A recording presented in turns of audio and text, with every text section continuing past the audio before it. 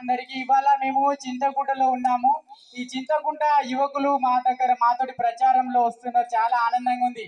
అవును, మేము ప్రచారాన్ని మీకు ఏమైనా పైసలు ఇచ్చినావా ఎవరికైనా? ఇగో ఇది బీజేపీ కార్యకర్త పైసలు ఇవ్వకుండా కొన్ని చోట్ల టిఫిన్ బాక్స్ తీసుకుపోయి కూడా ప్రచారం చేస్తారు.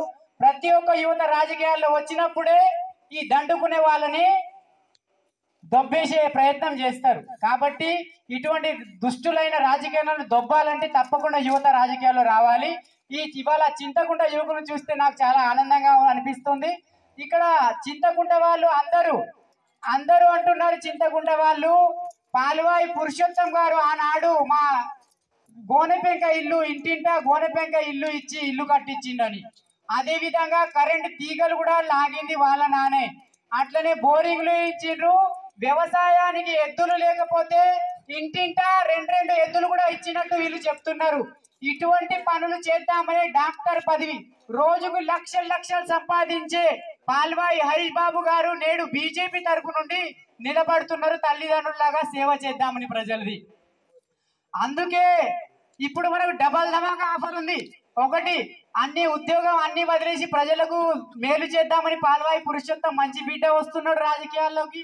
అట్లనే హిందుత్వానికి సపోర్ట్ చేసే బీజేపీ పార్టీ కూడా నేడు కేంద్రం నుండి 10 పథకాలు అందాలని డబుల్ ఇంజన్ సర్కార్ స్థాపిద్దామని బీజేపీ తరఫున కూడా. కాబట్టి మనకు 2 ప్లస్ పాయింట్లు ఉంది. హిందుత్వ సపోర్ట్, ఇప్పుడు హిందుత్వ విరోధి పార్టీలు ఉన్నాయి. నేను దేవుని నమ్మ వాడిని నమ్మ వీళ్ళని నమ్మ అనేటోళ్ళు ఉన్నారు, హిందుత్వ వ్యతిరేకులు. ఈనాడు చూస్తే ప్రతి దేశముని ముస్లింని క్రిస్టియన్ని అడిగితే బీజేపీ హిందుత్వకి సపోర్ట్ చేస్తుంది. అందుకే వాళ్ళు ఫిక్స్ అయి ఉన్నారు. ముస్లింలు అందరూ అంటారు, ఒరే బీజేపీకి సపోర్ట్ చేయొద్దురా, ఎందుకంటే బీజేపీ హిందుత్వాన్ని బలపరుస్తుందని.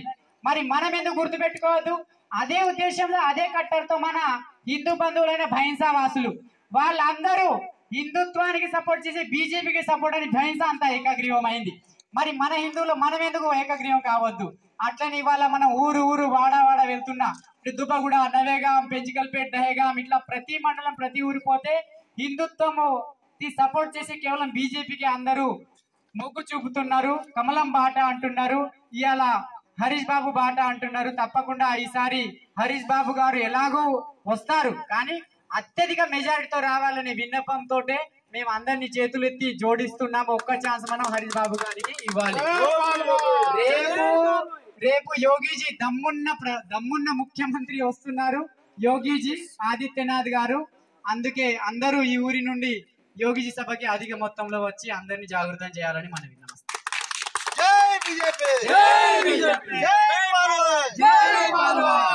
హరీష్ అన్న గారి నాయకత్వం.